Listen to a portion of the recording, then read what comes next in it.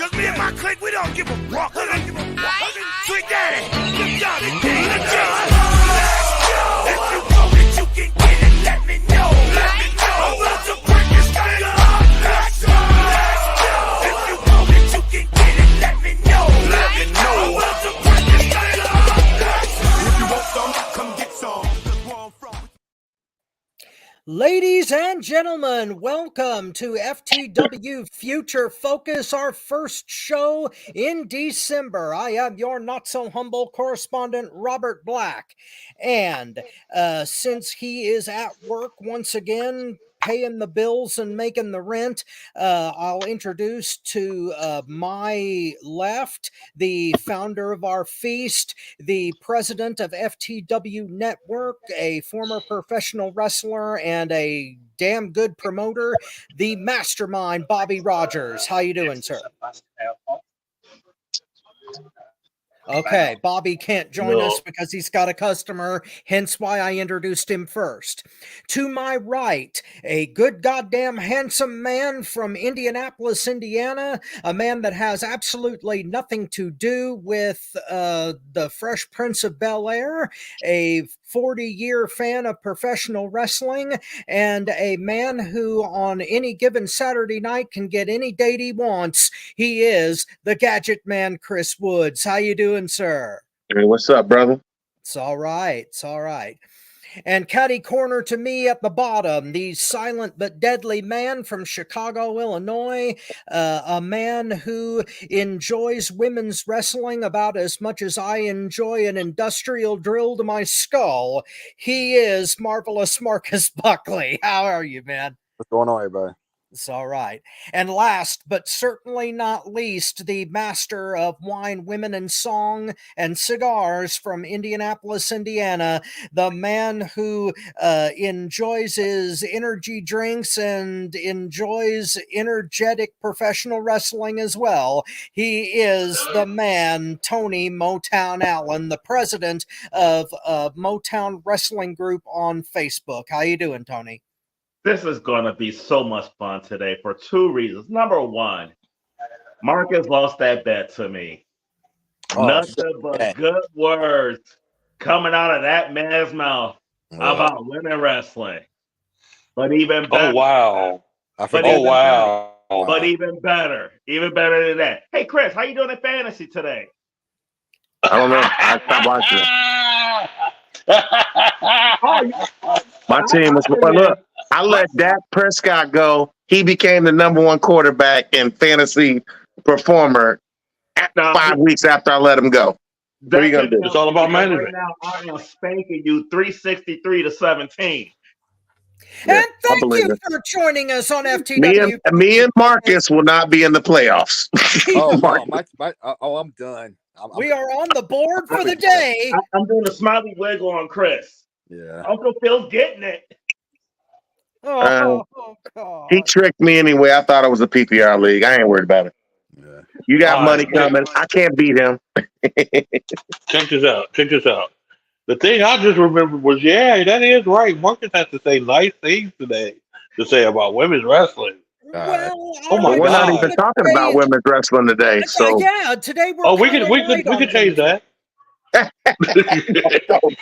I don't want to talk about women's wrestling either. I've got the marker ready. We're back on the board. Last week we couldn't say it, but now we can. Number one. How about Piper Niven? No, I'm just kidding. One half of the women's tag team champions. Ain't that right, Marcus? Some wonderful stuff there, ain't it? Oh man! Hey, that Nia Jax Starks match wasn't bad on Raw. Gentlemen, don't torture Marcus. That's not what this show is called. We already have Nightmare up here. We don't need. Wait! Yes, it is. It's in the subtitle there. Small print. Oh, all right. First thing on the agenda today. The question, AEW All In London 2 for 2024 has been announced, and we have a question: will that event sell 40,000 or more tickets this time around? And let me go ahead and explain the question. Yeah, we'll start with reason you. I brought, the reason I brought this up is because right now they sold 27,000 tickets, which is pretty cool. They do have a year to try to catch up. Of course, they're trying to do a bigger production, so a lot of the stage and everything is going to be taken away. And also, they have taken away some of the seating that that could happen. So they only booked for 40,000. But as you see, they are declining in viewership quicker than the Titanic that just hit the iceberg. So my question to you is, without having a number one guy such as CM Punk to go ahead and draw those viewers, and also the turmoil that's going on in AEW internally, do you think they will make 40,000 seats by next year? My honest opinion, it depends on what WWE does. And I'm going back to they could shoot. WWE is known for messing up a cup of coffee, missing a toilet when they had to go pee, and going ahead and shoot themselves in the foot like they named it Cheddar Bob. The only way that they can get back in contention right now, because AEW is taking a lot of massive blows. I mean, CM Punk come back on, blow up the internet, break the internet. They're actually, which we'll talk about later, something else is happening. I'm sorry, but Marcus, I will always give props where props is due, and week after week, his original statement from a year ago comes back to haunt me still, like I'm in a bad Scooby-Doo movie. And yes, this bad management is getting to be known, getting to be shown, and even growing. I don't know. It depends on what WWE does. If they don't shoot themselves in the foot and release the wrong person, then I don't think they'll make it. But if they do shoot themselves in the foot and they do release the wrong person, which they are known to do, then yeah, they could hit that 40,000 plus expanded and make it maybe 60.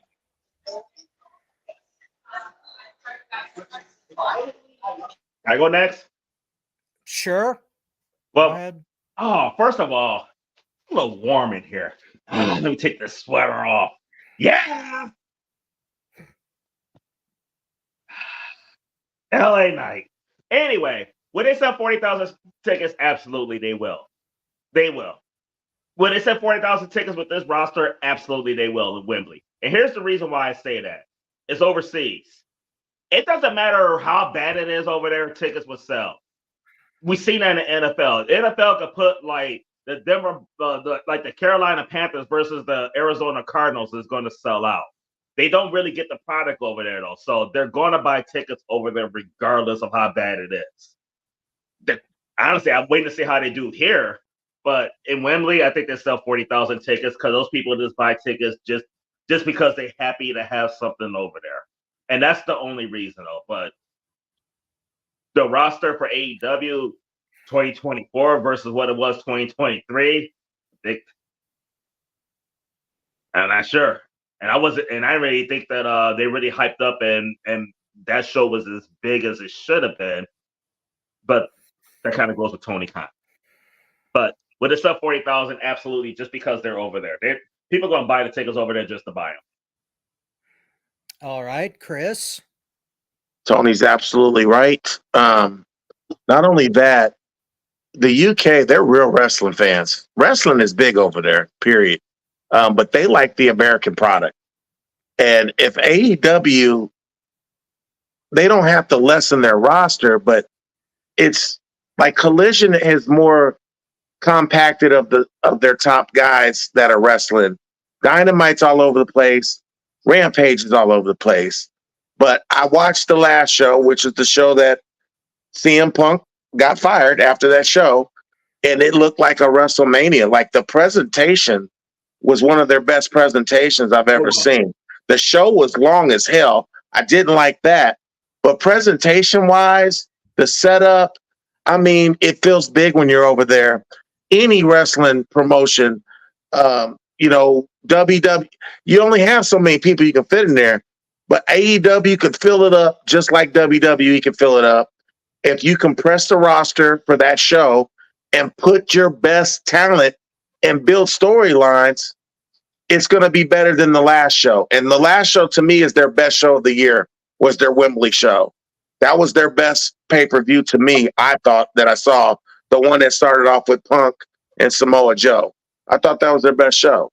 So absolutely, can they sell it? They love the American product, and AEW can put out a good show. So I believe they could sell twice as much. They could sell 80,000 if they wanted to. Again, they've already done it. All right, Marcus. Hey, question. Oh no, not you guys. Go ahead. Marcus. Okay. I completely agree with Tony. They absolutely will sell for, if they already sold 27,000, then between now and August, they will absolutely sell 13. Matter of fact, I think they could match what they did next year, if for one other reason that we're also forgetting, they have signed Ospreay. Yeah. I mean, let's not forget. I mean, Ospreay is going to be in the main event, and I've been seeing reports that it's possible that MJF has already re-signed with AEW. So if, and I stress if that's true, that's your main event right there. MJF versus Ospreay. That you would get 100,000 over. Good point, Marcus. Huh? Good point. Yeah. So to answer the question, absolutely, they will easily sell that. Yeah. Okay, I'm gonna go out on a limb here. I'm saying that they're gonna double it. Yeah. They're gonna hit 80,000 Again. in August. And the reason I say that is two things. Number one, all three of you guys were right on the money with what you were saying about and for another, I think that Bobby and I couldn't be farther apart on AEW's ultimate fate here.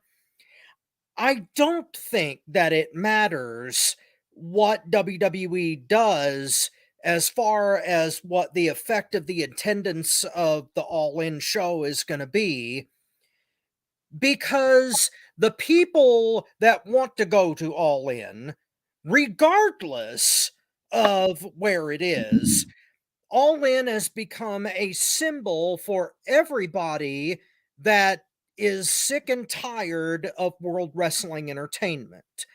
They're not only going to that show for the card, they're not only going to that show just because it's London and the people there love, England loves wrestling. It's because they despise WWE, their business practices, and everything that they've got. The 20 years of monopoly that they had. It's not just an event, it's a symbol, it's a protest. And that's why I think they will fill that stadium. So wait. So you're saying no matter what, they're going to fill the stadium. So no matter what WWE does, they're going to fill that stadium. Yes. Okay, so what if WWE decided to do a show in England on the same day? Won't matter. Especially with pre-ticket sales, because then if the tickets are sold, they're sold.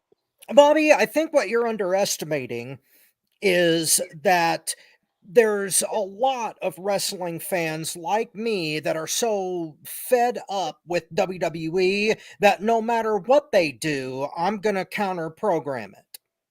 Oh, no. I don't. Please understand. I don't doubt that. I don't doubt that at all. I think there are a lot of fans out there that are disgruntled, ticked off, pissed off. I don't know if I should have said that here, but yeah, upset because of what WWE has done in the past. They don't trust WWE. They don't think that it should exist because of all the screw up that they have done in the past already. I get that. But my thing is I look at a corporate merger and I look at who's in charge now. It is a completely different WWE. It doesn't have as many. Okay, look, and please understand and listen to these key words. As many goofy stories that Vince McMahon was putting up there. It doesn't have as many garbage things that Vince McMahon was putting up there. For a while, I think Vince McMahon was just insulting every fan out there and was just smacking and saying, "This is what I'm putting out there. You like it, take it. If you don't, go on about your business." I think he was actually doing that because some promoters get that type of a head. And it takes people like yourself to walk away, and I did it too. I walked off. I was defending Tony Khan on here. I mean, think about it. Yeah. I was defending him, Yes.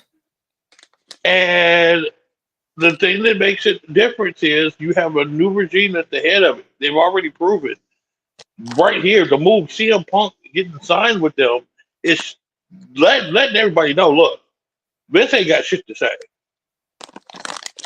Vince can't say nothing because if it was up to Vince, he would not be there. Yeah. Vince was the one that didn't like it. We're going to You know have what he that said? He said hell conversation. must froze over. He We're goes, gonna- hell froze over. But here's We're the- going to but have here's the that thing, though, like, conversation. But here's the thing, though. AEW and Wembley Stadium will fill that stadium up with no competition. AEW cannot fill that stadium up if they were running neck and neck with WWE. You're right. They cannot beat the Right. machine. They cannot. I dispute that. I Oh, think that come on, even Look- if they wait, had a show the look same at day, Thanksgiving it'd weekend, still look at fill this out. weekend. Look at Chicago. Oh, When they well- were in Chicago. AEW was in Chicago the day before Thanksgiving, and WWE was there a few days later No, I'm on the phone. for Survivor Series. And remember Battle at the Castle that happened this year. That's one of the best WWE shows. You couldn't compete with that if they put that same show against AEW. They wouldn't be able to compete with it. The WWE With one of their Clash at the Castle, whatever it was called. Clash of the Cat. But the thing is, like, no matter how you feel about WWE, they're the number one wrestling product out there when it comes In to the world. Yeah, AEW cannot compete with WWE. They cannot. They cannot match WWE on viewership, ticket sales, nothing right now. They cannot. And you can't lose your biggest star to WWE and then go, now what are we going to do? Because that's what they're thinking right now. See, Now what are we going to do? I have been hearing this all week long, and I think that that's a nothing burger. He was such a big star in the business. His presence by himself was helping AEW kind of compete with WWE. That's fact. AEW is bigger than one guy. They will rebuild, They're not. and they will be able to come back. Okay, now we're going off into a subject that we're going to be discussing. We're going to have that later. debate later, but I don't think WWE has changed, is capable of change. I don't think that this is a new regime. It's just a new code of But pay. here's the thing, Rob. Here's what you can't argue, though. It doesn't matter if WWE changed or not. AEW is not on their level when it comes to viewership, fans, ticket sales, nothing. They're not on that level. Under Vince, with or without Vince, they're not there. That's because they're a sports entertainment company, and AEW is a wrestling company, and wrestling is a niche audience. Okay, Rob, they could be a wrestling company, but they're not a good wrestling company. Oh, just look at Orange. What's his name? The Orange guy, Cassidy. Orange Cassidy. That's not wrestling, Rob. I'm sorry, Yeah, and that's one of their champions. But that's the booking. No, that is booking. That's where you're right, Marcus. Right. But you can't compete with WWE with that. Is my point. But that's when you can't go. This is our guy, our top guy. And they must be doing something right because they've been making more and more money year over year. They just came out with the gross profit of $175 million. Granted, that's not as lofty as Endeavor and the corporate shell that's around WWE, but damn, they're only 5 years old and they're making $175 million damn dollars. That's nothing to laugh at. I'm not downplaying what they're doing. What I'm saying is they're not on WWE's level, though. Yeah. They're losing viewership, Rob. And Tony Khan said himself in the blog, he hasn't made a profit yet since they started. That's what he said. They're 5 years old. WWE is 50 years old. They're going backwards, Rob. That's the point. They're going backwards. Not forever. If they do fail, then I'm out. I don't care. I've crossed the Rubicon with WWE. Fuck them. I love Rob. Fuck him. I don't care. He's if going they- down with the they ship. win Tony, he's Yes. going down with the ship. He don't Yes. care. I will gladly drown in the Robert fucking Jr. played the Titanic violin. if it means giving the finger to WWE. But anyway, What's the next subject? The next subject is Well, where this if is they going to keep enjoy the getting finger, volatile. I mean, that's a different Um, story. But the next subject we're going to is basically since we're talking about AEW, one of the saddest things that I've seen right now is Ric Flair getting criticized because of what he's doing and his statement that he had that they cut out of Rampage this Friday. Basically, he said in the live event that all women 18 and older come up to his hotel room and no boyfriends allowed, no boyfriend or husbands allowed. And everybody went nuts. And Not in a good way, you Mark. had Ric Flair literally coming on and said, I don't need to work. I don't have to work. And if I'm embarrassing your company, Tony, I will step away and leave. Now, honestly, I really want to hear you guys say, since I'm going to chime in at the end on this, as long as somebody doesn't walk Okay, up to me in the middle. can I start this one, please? Start off with Tony. Okay, go ahead. I'm going to start off with Tony. Okay, Rob. We'll let Rob start it off. Okay. My question is, do you think the criticism is fair when it comes to Ric Flair? And do you think he should step down and step away from what he is, or do you not think? What's your position and your take on it? My answer is So, Rob, go hell ahead and go no first. to both questions. First of all, Flair was quoting a classic line that he did from the first Crockett Cup in '87. That's all he was doing. It was verbatim what he said. And he's Ric fucking Flair. Okay? Ric Flair is not PC. He's going to say those things even at 74 years old, even if Space Mountain has been condemned. Okay, that's the first thing. Number two, Tony Khan didn't sign that man to a multi-year contract just so that he could be part of Sting's retirement. He would have only signed him for a few months, and Tony Khan, despite the shit that we give him as a booker, is a solid businessman and he's not a moron. He wouldn't have signed Ric Flair to that sort of money just to endorse his whiskey product. He signed him for a long-term thing, and he's going to do something with him, and I think he's going to make him the head of creative. QT Marshall just stepped down. He just left, and that leaves a vacant spot for Flair to fill and possibly like become a bigger executive within the company. So fans are freaking out about this because of the Me Too movement and because of we live in a PC dominated era right now. So everybody's going to try to pile on Flair, and I think it's ridiculous. The man just made a joke and he was doing the same promo he's always done. This is garbage and it's going to blow over. And I think Flair is going to start booking AEW.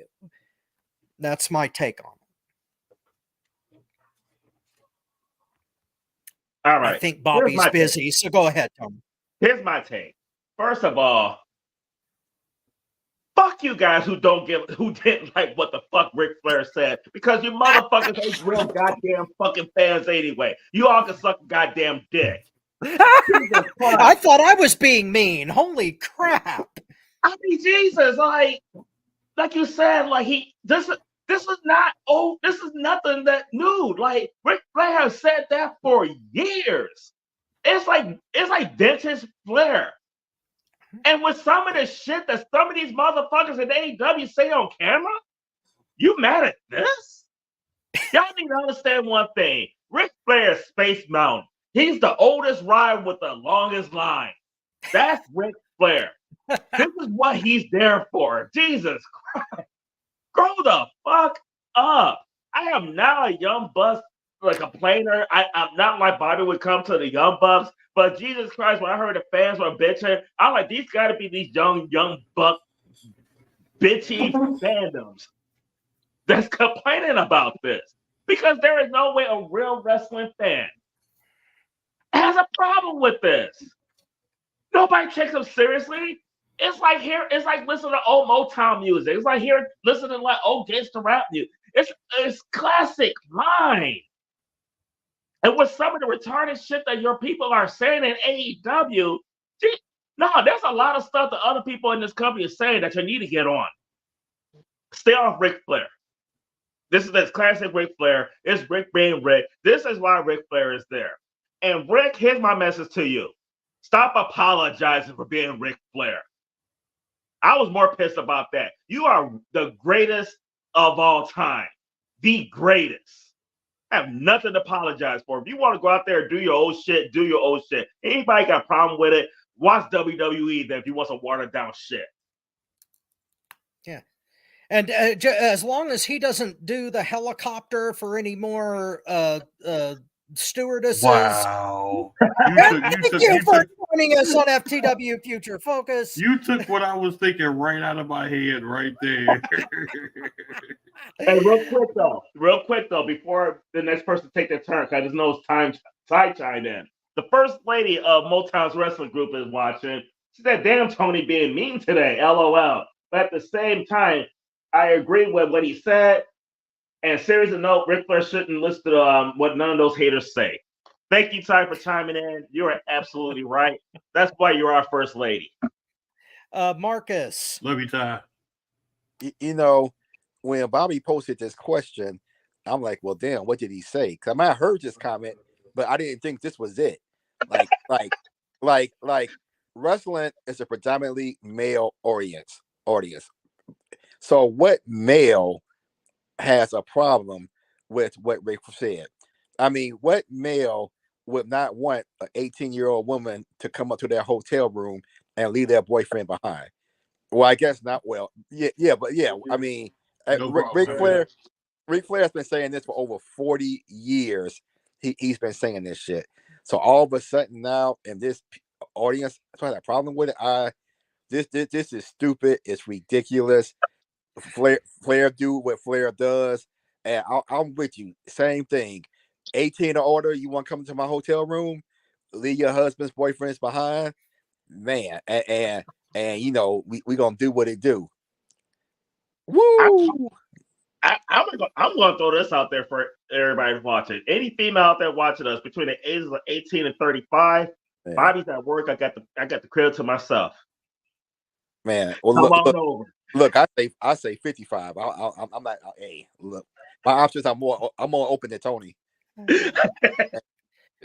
Thank you for joining us on FTW Future Focus. Yeah. Wait, how many is that, Rob? Is that 3? I think they'll be. The way they talking, they're gonna be saying that after they get done. Thank you for joining us on FTW Future.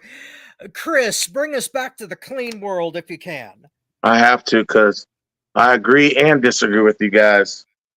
I'm a grown man. I don't want a child or anything, especially after all the stuff with R. Kelly and the Me Too movement and all that other shit. But Ric Flair ain't a pedophile. He didn't say any. No, hold on, let me finish. He didn't say anything wrong because he repeated a promo that he's probably done 1,000 times. It's like our favorite songs aren't songs that people accept today. You know, the N-word and they did this. I listen to Tupac, okay? But there ain't nobody going back going, he shouldn't have said that back in 1992. The fans that said this shit about Flair, they don't even know who Flair is. They didn't watch the shit we watch. They didn't watch NWA. They didn't know he went across the United States and wrestled at every promotion and defended the NWA title to the Von Erichs, to Jerry the King Lawler. I could go down the list. Flair was everywhere, and he's the best at what he does. That promo about when he was in Georgia about Herschel Walker, where he was like, I'm the bad, you know what I mean? Ric Flair is that guy. He could say it in a way where black people, we was like, was that racial or not? But we loved what he said. We didn't know, because we was like, we never heard a white dude talk like that. We wanted to be Ric Flair when we were growing up. He's the first tweener. He's the first heel that fans were like, I still got to cheer for him, because that dude's got all the women. He's jet flying. He's got all the money, limousine riding. We all know what he says. It just ticks me off that this new age, when they hear something, sometimes the stuff I hear that people say pause on or say I disagree with, like, I'm not even offended. I take it for it's entertainment, God for sakes. Flair's an entertainer. They made a movie called Blue Lagoon and had the kids having sex back in the 80s. That's the pedophiles. Ric Flair didn't say nothing wrong. All he did was repeat some shit he said before. It was like it was a script. Okay, here's a follow-up question for everybody. Flair is 70. Well, go ahead, Bobby. Go ahead. I'm sorry. Yeah, you're last. Sorry. Motherfucker. Anyway. Y'all crazy. No, just kidding. Just kidding. This is the first time in a long time you heard me say this. I agree with Chris. I'm sorry. Ric Flair has said stuff like this from the 60s, 70s, 80s, 90s, 2000s, 2010s, and here we are in 2020. And somebody wants to get their panties with the red rose on the front of it, white cotton. We know who you are. God. Thank you for joining us on FTW. This should up here a trip because something Ric Flair said. Number one, let's just get this straight. If you don't know who Ric Flair is, go in the mirror, look at it, put some water on your face, put some baby powder in your hand, and smack yourself 3 times. Because you have no idea what professional wrestling is, okay? You have no idea what made professional wrestling what it is today. He's the one who helped change the promos. It was Superstar Billy Graham, then it was Ric Flair that helped change the promos into what the promos is today. But wait a minute. Hold on. Wait. I got to think about this stuff. I bet you one of those that want to, what do they call? Kill the business because you don't like promos. You don't like promos when they're done and appreciate it. At least for Rob, I can say he appreciates good promos. He understands the role of the promo. He sees that. But some of you guys don't. Some of you guys think you should be flipping like a monkey in the whole ring, and that's it. And the coolest moves get the applause, and that's who should go over. Get over yourself. Because I can tell you were one of those that complained about this. Because anybody that has half of a brain that is functioning in their heads, it could be in their pocket, but in their heads too, that they know this is something that is a part of Ric Flair. This is his character. This is who he is. This is what made him the greatest superstar of today, one of the biggest legends of the day. And if you are that ignorant not to respect that and to shut your mouth and run your mouth when it comes to what should be said and what shouldn't be said, please do me a favor. Please don't ever take up with the police when they beat up a person for no reason. Can you do that for me? Please speak up when every 4 years Black people have to get their rights voted on to vote. That's not right. We're Americans. But you don't say anything about that either, do you? I'm going to get deep into this one because this one ticks me off. You want to complain about something like that? Let's complain about the unfair child support laws that there are in some of these states, to where guys lose their kids because of unsupported child support law. You want to complain about something? There's plenty of things to complain about in this world instead of what Ric Flair says in his promos in that ring. That's the most ridiculous thing I've heard, and I hope I don't meet you guys, because I got baby powder in my backpack where I will smack the crap out of you on purpose. Wow. Okay. Just as men, did any of us, if he said that promo in front of us, would we have even thought anything was wrong? We would have been like, oh, that's classic Flair. wait, Chris. Now I'm going to say something, and you're Go going to ahead. be shocked about this. I am kind of offended. You know why? Because if I'm taking a man's woman, the man had to have done something to me, and I want to show him what the hell I can do. I want to clown on him. So yeah, I'm going to do it right in front of his face. Thank you for joining us on FTW Future Focus. So Ric Flair should have said no boyfriends. Ric Flair should have said no boyfriends allowed because I want to clown on a boyfriend. Yeah, because when he said that part, I was going, well, why would you have to say that? Were they allowed before? Oh, dear God. Hold on. Wait a minute. Real short story. Right? And I kid you not. Went on a trip. I can't say who I was with. Was the airplane trip with Ric Flair? No, because I would have been helicoptering myself and been on there too. But Thank you for joining us on FTW Future Focus. it would have been a white Hilo helicopter and a black Helix helicopter. But anyway. Thank you for joining us on FTW Future Focus. You're going to make me die today. He's going to make you die. Holy shit. But seriously, I was with a guy who's well known. This girl was going nuts. She did look good. I mean, God, dog. Whew. Okay. So, he's talking to her. She's like, yeah, I'll go back to your hotel. So I'm like, all right, well, I guess they going to have some fun. And then she was like, it's just one thing. My boyfriend wants to be there too. He's like, I ain't having him touch me, She's like, no. He's just going to watch. So there are some out there that's like that. Voyeurism. That's what it's called. It's called crazyism. I'm sorry. I ain't having my girlfriend. No. Because as soon as she go off with that dude, something goes off in my head where it says, she belongs to the street. No. But yeah, there's something like that. Everybody's got a thing. And my The thing only is, one that could have done it to me was for the $1 million, like in that movie with Demi Moore. Yeah, for $1 million, I'll be like, hold on. Let me think about it. No. Wait a second. No.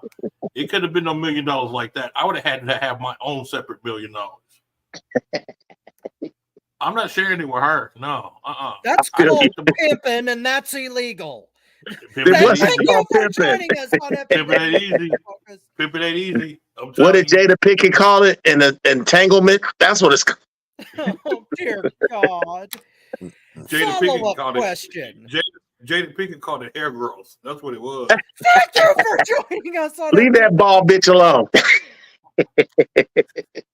That'd be a disappointment. Get her in the bedroom. She'll fit on this show right between Marcus and Tony. It'll be Jada Pinkett right in the middle. No, thank you.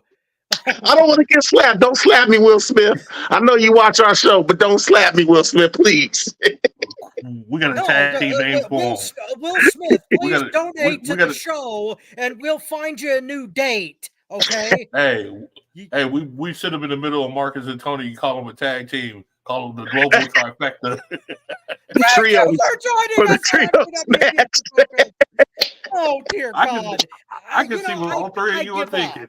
I was going to ask a follow-up question, but we'll be here all day. Next That's subject. what Tony said. Thank you for joining us on FTW. You gonna kill this dude. Oh, before I have an aneurysm, let's move on. Marcus said that. Hey, I'm just hey. MJF, is he next on AEW's hit list? Can you explain that question, Bobby? Oh, yes. Lately, there have been some rufflings in the AEW locker room about MJF. MJF put out a tweet saying, we need to get back to the old feeling, which means when AEW originated, everybody was excited, jumping up and down, doing curtsies and stuff, talking about AEW. and having a good feeling about it. I had it too. Tony had it too. We all had it. When AEW first came out, and especially if you went to that first all in or whatever it was. Yeah, you and I were both at the first All In, and the energy Right. for that was incredible.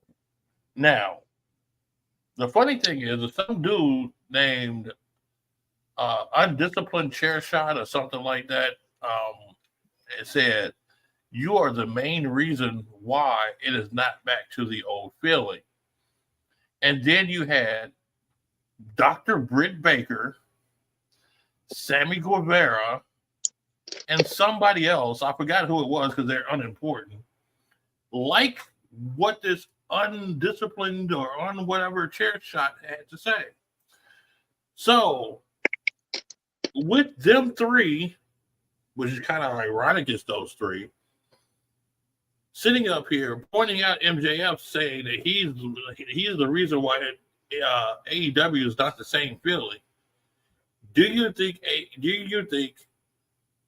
because MJ is that damn good, is next on the AEW hit list? Because they already got one. It's just shown. And I'll go first on it. Yeah, he is.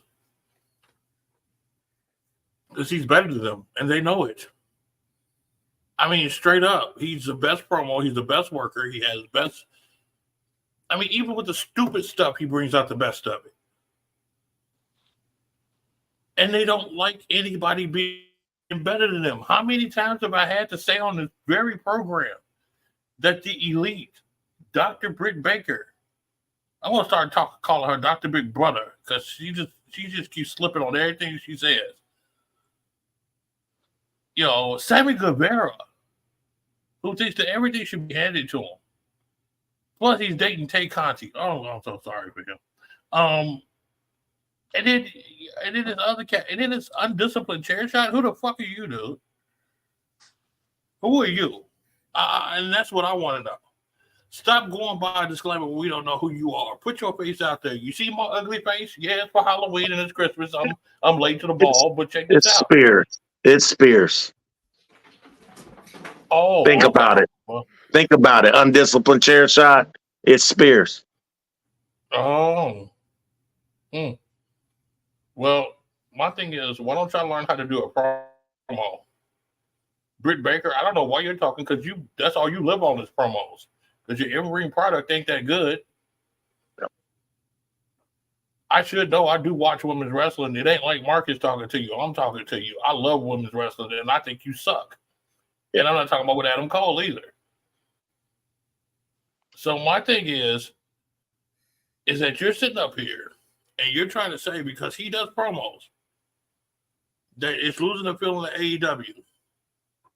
Well, AEW is losing the fundamentals of wrestling because they don't understand the fundamentals. They don't understand what promos are about. I think he's on the hit list, and I hope he doesn't stay there. I hope Tony finally gets him guard up and becomes an owner, steps up, and gets rid of this. Okay. Go ahead. Marcus, you want to hit this? If he hasn't re-signed with AEW already, then absolutely. Matter of fact, depending on whose contract is up first, I mean, it's I would say MJF, Ricky Starks, Wardlow, Swerve. I think there's a number of people that are on Hunter's list to get from AEW. But if MJF's contract is up next, then yeah, absolutely. I mean, I for a while said that on the show saying I'm not so certain that MJF is leaving, but now as we go toward the end of the year, I would be really surprised if he didn't. I mean, I don't, because I'm not enjoying this silly shit that MJF is doing right now, and I think he's seeing what his boy Cody is doing in WWE, and I think Cody is talking to him behind the scenes, and I think unless the contract is already signed, I think it's a foregone conclusion that he's out of there, and he's absolutely next. If his contract is the first one up, then absolutely yes. Chris? See, I thought he was in a 4-year contract. Like he wasn't showing up to the shows until he got a contract. and then he finally appeared. So I'm confused about that. But we've seen this already. They ran off Cody. They ran off CM Punk. We're talking two of the biggest stars that have ever been on AEW. They ran them off. The word behind the scenes is MJF's a dick. And I started thinking to myself, what world champion has never been critiqued? We just got done talking about Ric Flair. He really is that playboy. That's who Ric Flair is. Hulk Hogan, he really was a dick and a snake behind the scenes. He only cared about himself. I can't get mad if somebody's like, because MJF's dickism, however he acts, it's real as fuck to me. That's what I think we all love about him. That we're like, this feels like a real person being who he is. The Adam Cole shit is bullshit. They're just buddies. That's why I didn't understand Britt saying some shit like, I'm going, Adam Cole, you need to check your woman because she talking about your best friend and that your money is coming from being with MJF. You ain't even wrestling. You know what I'm saying? So I was kind of confused with that. I was like, oh, but MJF's their biggest star left. CM Punk ain't there. Cody ain't there. I don't care that Edge showed up and Christian's there. They're not bigger than MJF. They lose MJF. Sorry, Rob. The ship is sinking. It's going down. There's nobody they can replace him with on their roster. There's nobody. Do we want to see Edge be the world champion? No. I wouldn't. So, I mean, I'm being honest with you. They lose MJF. It's over. I don't think it's over. Oh, It's not look over. what happened in TNA. Just think what happened to Impact. One guy. TNA and Impact were managed by Dixie Carter, and she had her head in somebody's lap. It's not the same thing, but that's another discussion entirely. Where I'm coming from is the fact that this stupid shit is coming from certain people in AEW and they have their heads up their own ass. That's indisputable.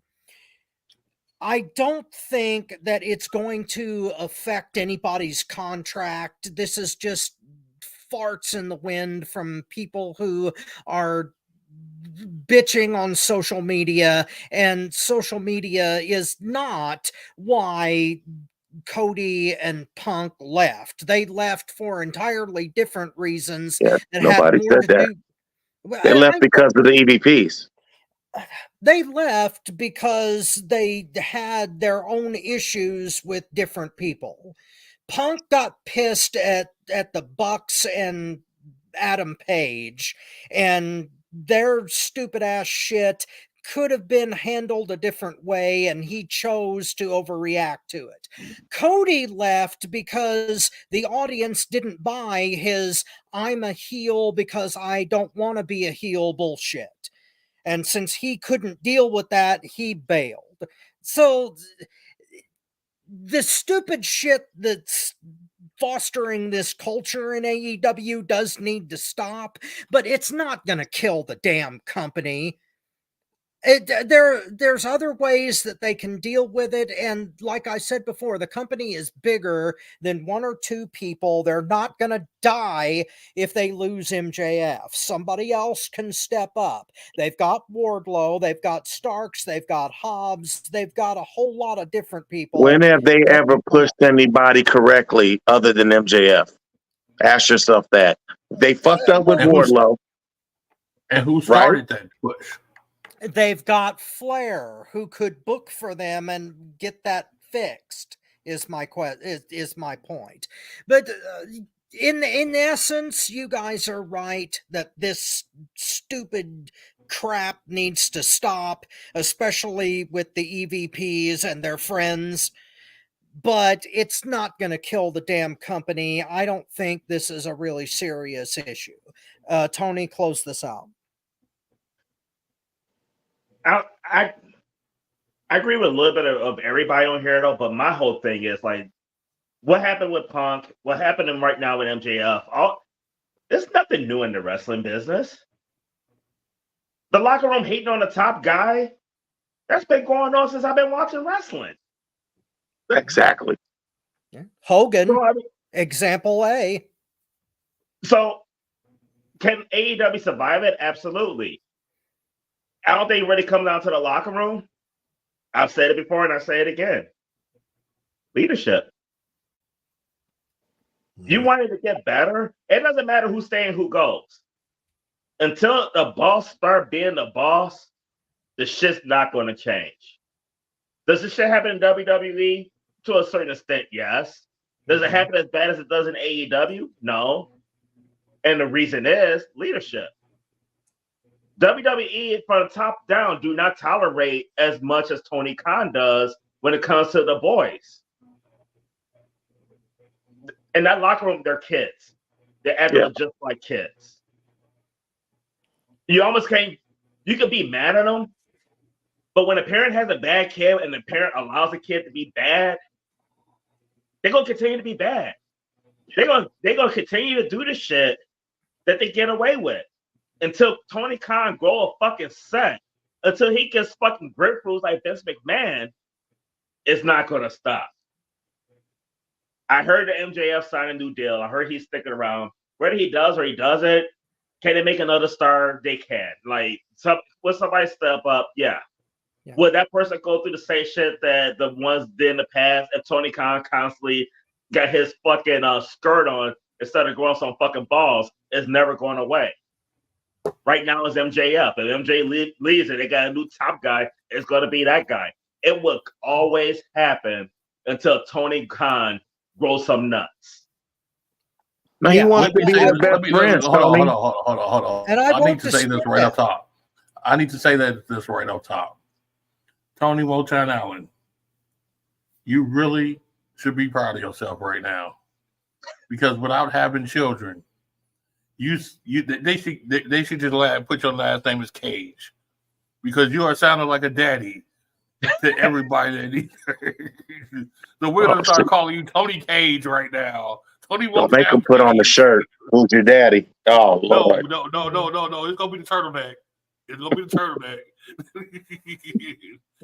And he's not even gonna carry around the TNT belt. He's gonna carry around the FTW belt. That's what he's gonna do. That's what he's gonna do. Yeah. Tony, thank you, sir.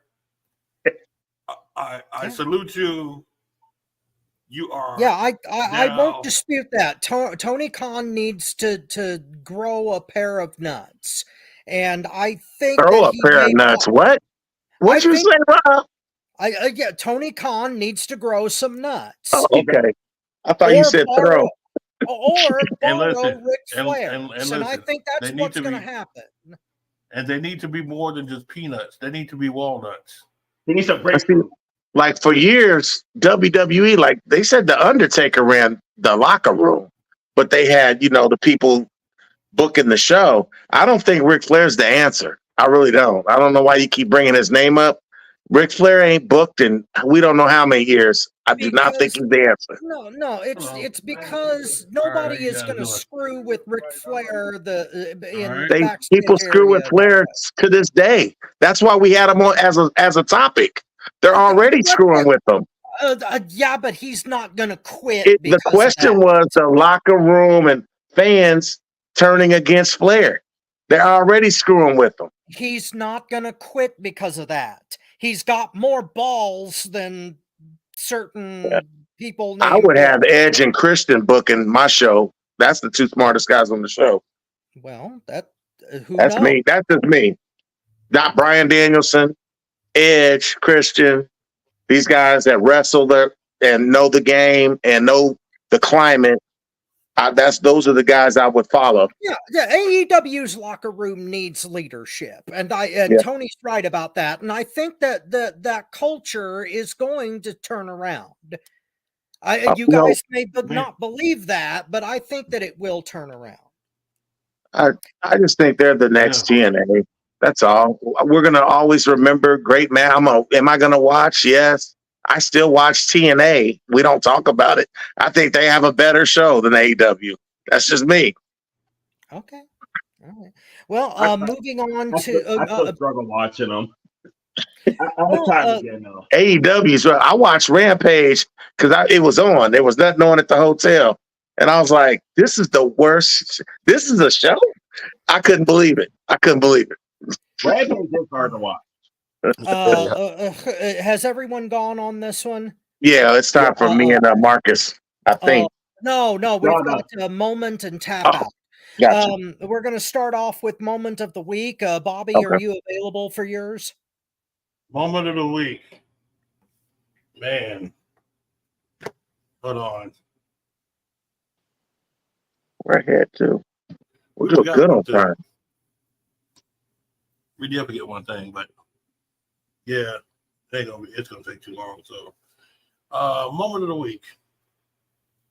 Honestly,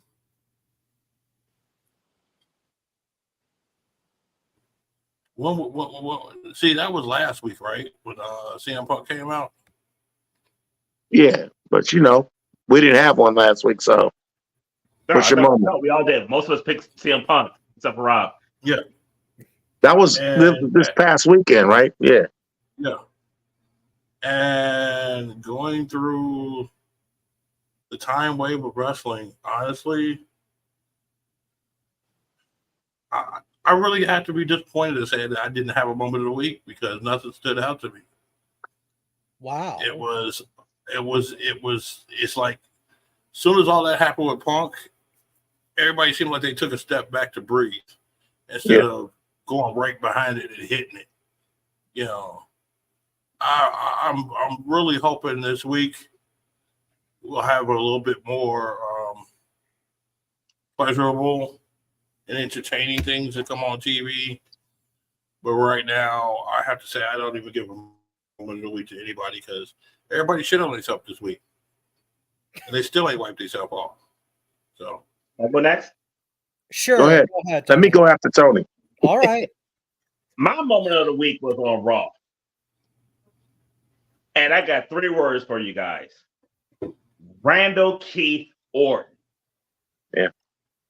That motherfucker, and in my opinion, great comeback to Survivor Series. I liked them on Raw. I thought Raw was really good, but my favorite moment was Randy Orton out there. And when you look at promo for promo, I thought Randy Orton's promo was better than Punk's. Randy Orton is back, and even he come back during all the hype and everything with Punk, and he's out there like, remember me, Daddy's home. Daddy's. Yeah, I loved it. When she said, "You're mommy," but he goes, "But Daddy's home." I was rolling. Yeah. He don't never talk like that. I was rolling. In my opinion, that was funny. Randy Orton on Raw to me was the best Randy Orton I have seen. He looked better than he had. Yes. Yeah. From top to bottom, his look, his mic skills. I mean, Randy Orton back in the day was not a promo guy. I thought he cut the best promo of the week. He looks jacked. I mean, and he said it's a Survivor Series, 10 more years. He gonna be around in a minute. I think JBL put it best. When you build a wrestler from the ground up, it is Randall Keith Orton, and that's how You stole that from me. I was getting ready to say it. I know. I was thinking about trying to go first. If I could be a wrestler, I would want to be Randy Orton. If you built me up. And I think Randy Orton is the only person you could bring back at the exact same time as CM Punk. Yeah. And not get as overshadowed as anybody else would have. Yeah. So he's my moment of the week. Okay, Chris. Yes, Dean. So a lot of my moments of the week were on the same show because I was confused. So I'm gonna do what Tony used to do. My moment of the week is Raw. And I'm gonna tell you why. First, I want to say something. The Creed brothers, that's the future of tag team wrestling. I can't wait to see that. I wish FTR could work with these guys. These guys are like the Steiners mixed with the Street Profits. I can't believe the way NXT used them, and they come to Raw and they're like pushing them this hard. I'm going, damn, these guys are good. The Creed brothers put on a show. I just have to. I gotta give them their props. The Bronson Reed versus Ivar. When you have two big guys wrestle, you just think they're gonna slug each other. They do lucha moves and slug each other. I mean, I was so impressed with. We all like Bronson Reed, but Ivar. I mean, he's one of my. When they were War Machine, I've secretly liked him. I mean, the cartwheel and all that good shit. But if they listen to me, I'd put Solo and Bronson Reed in the tag team and have the Samoan SWAT team, the New Era. Like that would be my tag team that I would put together. Other than that, I thought Randy Orton did one of his best promos of the year, and I still CM Punk is money. He's one of those guys you just listen to because you believe him, and he can read a crowd. But seeing him on WWE again, like it felt like he's back in place. Because I always used to think on AEW, I was like, yeah, there's dream matches that he can have on here, but it never felt right. So I thought Raw that's my moment of the week. I thought it was the best Raw of the year. Okay. Marcus? Well, my moment of the week was just Collision. I think this has been the best episode since Punk left. Okay. Just top to bottom. It was a good show. It was. I'm really liking this, even though I've been critical of AEW and all these damn tournaments they have. But I'm liking this Continental tournament that they've been doing. They've really had some good matches, some good straight wrestling matches, and I've been really enjoying them. So I'm just gonna give it just Collision. Okay. Marcus, you almost stole mine. Marcus, you almost. My moment of this week was the Continental Classic itself. Yeah. The tournament itself, not just because the matches were good, which is a given so far, but because they're experimenting with a Japanese tournament concept for America. Yeah. And if they can get that over on U.S. soil, then they can get more of the stylistic stuff that I've been talking about from Lucha and from Japanese strong style and other places. Then they can get that over with U.S. audiences too. And I think that's very important for AEW's future, because if they can't produce superstars, then they can produce quality matches that will counterbalance that. And that's exactly what I would love to see AEW do. But yeah, my moment of the week is the Continental Classic. The experiment they're doing with that is awesome. I mean, it's the G Cup. We cut it. It's New Japan. Yeah, it's an American G1. Yeah, and I'm looking forward to how they book it. And yeah. Anybody okay, let's move on to Tap Out, and we'll go to the father of the Tap Out first, Marvelous Marcus Buckley. Go ahead. Well, okay. Well, I was going to. My daughter wants something, and just totally tell you guys how you are out of your mind for praising that woman. Well, that's funny. Telling Yeah, that was a good game match. But I forgot I got to honor my bet. So, with that being said, 317. trying to think of another one, and I think it was on Dynamite, where I believe it was a 6-man match with what do you call these guys? Jericho Appreciation Society against Best Friends, and Dan, what's his name? I was in his back. The Golden Jets. Right, now, and they're still doing this stupid ass thing with that goddamn hat. And I don't understand, why are they still doing this shit? I mean, Hager, go buy another fucking hat. I mean, is it really that serious?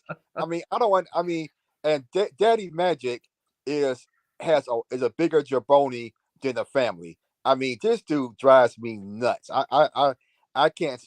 I hate listening to him. I hate listening to him commentate more than I do Booker T. And I really thought I would never say that. I mean, he is just awful. And I don't understand why these still guys just got a job. I mean, I don't advocate for people to be fired, but man, just let them sit at home and pay him until that contract is up. They annoy the hell out of me. I mean, I'm like, Jesus, I can't believe they're still doing this and that damn hat. What the fuck? I don't understand. But that's my moment right there. Okay. Marcus, let me say right on top, I will advocate for you firing that dude any day of the week because I can't stand that guy. That guy irks Who's the the hell out of me. Excalibur? No, Daddy Magic. Mm. Yeah. Can I go next? If you want to, Tony, go ahead. My tap out moment of the week was a 6-man tag match on Dynamite. And I thought he was taking mine. I thought he was taking mine, but he didn't. Top Flight and Action Andrade versus the Hardys and Brother Zay. Before I say why this is my tap out moment of the week, I want to apologize, Ty, the First Lady. I know you love Jeff. That's your boo. I am so sick of seeing the Hardys in the ring. They are a shell of themselves. Yeah. I don't enjoy it. Like, they're not the Hardys no more. Like, they can't do it no more. And AEW keep putting them out there.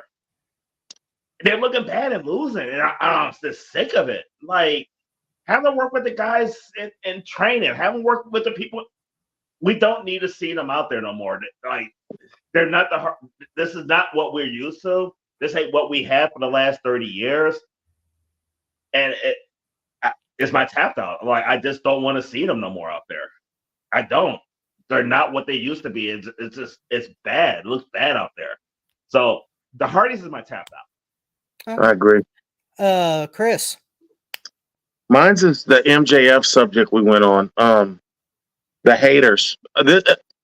We used to watch Cactus Jack do that elbow off of the apron. He jumped off of the top of the turnbuckle when the table was gone, and we knew he got hurt. There's no way you could do that move to the ground and not hurt your hip. And all he tweeted was, "I'm at Dynamite where everybody else at. I'm hurt. I'm here." And we got this spread because he didn't have to say who he was pointing the finger at. We knew that Kenny Omega was off for almost a year for undisclosed injuries. The Young Bucks not wrestling at shows, no showing. This guy was like, I'm hurt and I'm here. He basically took a shot at every NBA player that don't play with a hurt toe. Like, Kobe Bryant played with everything. Broken ankle, Kobe was going to drop 40 on you. MJF was saying what we were all thinking, like, and he because he is a dick, people like that, narcissists, will tell you what they do. And he's saying, like, I'm here. I'm the best in the world. And they hate on that. People, if you don't want him talking like that, then be better than him. That's all I can say to you haters. Bobby, are you clear? No, no, he's not clear. Okay, so I'll do my tap out. I am surprised that none of you guys hit on this because it was like the worst news of the week. But my tap out was the sentencing to 17 and a half years of Sonny to prison in Florida. I didn't hear about it. I didn't know. Yeah. Oh, okay. Well, it was confirmed. Tammy Sitch was sentenced to over 17 years in prison for her part in the DUI death of that old man in Florida. And unfortunately, she's probably going to have to serve most, if not all, of that sentence. And she's going to be in her mid-60s when she gets out of jail. And for an industry that has taken a lot of hits over the last 20, 30 years, especially since the mid-2000s on, with scandals and such, this is a real low light for professional wrestling. So you're right. Yeah, that out of all the things that pissed me off over the last 2 weeks, I couldn't ignore this particular thing. She's ahead of her time too, because she came out when the internet was starting to explode. She's one of the first internet superstars, but as she came out in the last 10 years, she'd be a millionaire. Like if she would have came out in this day and age of new media with, OnlyFans, like what Mandy Rose did, Sonny would have been rich behind her dreams. Yeah. She would have just killed it because she was fine as hell. I love me some Sonny. Believe that. Sonny would have been a billionaire. She's the first I think she's the first internet star, to be honest with you. She was. The crazy thing with Sonny though is like in her heyday, she turned out Playboy. Yeah. And they always paid $1 million for the centerfold. That's what the payment was $1 million to be centerfold. She made nowhere near that when she started doing porn. Yeah. Yeah, and it's just a completely. And then plus he died too. I mean, he was in love with her. Yeah. She had a hard life. It just hurts me. It's kind of like the movie stars, like Different Strokes, how they all had hard lives. If we go back, China, Sonny, I mean, they didn't end the way it should have ended for these women that were revolutionary. Like they changed the game. Yeah. So yeah, that was my tap out, the Sonny sentence. How did you look now, friend? Things are not so sunny. But it was. Let me know, Rob. It was a deserved sentence, Rob. Oh yes. It was definitely a deserved sentence. Somebody died because of her ridiculous negligence. Yes. So how many years did she get? I didn't get to hear that. 17 and a half.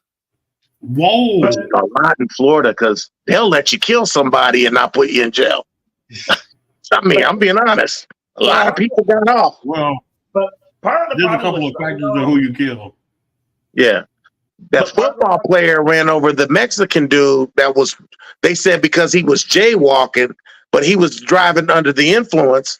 He got 30 days in jail for that. Killed the guy. Think about the factors, though. But here's the problem with Sonny, though. The judicial system didn't step up sooner. That woman had multiple DUIs. She's constantly getting in trouble. And it took her killing somebody for them to finally do something. It was because she skipped states 8 times. That's why. Oh yeah, she would get a DUI. Once she was somewhere else. Yeah. Once she finished the sentence and the rehab, then she would move to a different state. She needed therapy. You could tell she needed some kind of therapist. Well, it's too late now. A man lost his life. She needed Tony. Tony would have took care of her. Ain't that right, Tony? Tony would have dusted that because that pussy had dust in it. Thank you for joining us on FTW Future Focus. Holy crap! Well, I'm sorry though, but I see Sonny lately though. She can't get it now. Nah. When what do they call those visits when you go to visit them in jail? Man, please, that's probably the best sex in the world. Motherfuckers just be waiting like, Tony, I can't wait to see my poo. Tony, if you had the chance, Tony, get the fuck out of here. Yes, you would. Oh, yeah, I would. I still would. I ain't gonna lie. I know Tony would. Nah, she's looking a little rough now. Nah, don't matter. Don't even matter. Nah, it does. It really does. I just asked Sonny. I just asked her for Sonny side up. Nah. She looked like she been at the trailer park a couple times, don't she, Tony? Man, I could have done 7 right there. She's cloudy now. It ain't sunny anymore. She's cloudy. Thank you for joining Sonny us. said the same thing too. Oh, dear God in heaven. That was worth 8. Thank you for joining us, but I'm only going to give you one more. Thank you for joining us on FTW Future Focus before we're canceled. Holy God. Okay, so let me go ahead with my you got to tap tapped out yeah. moment. Yeah. Tony Khan. Uh-oh.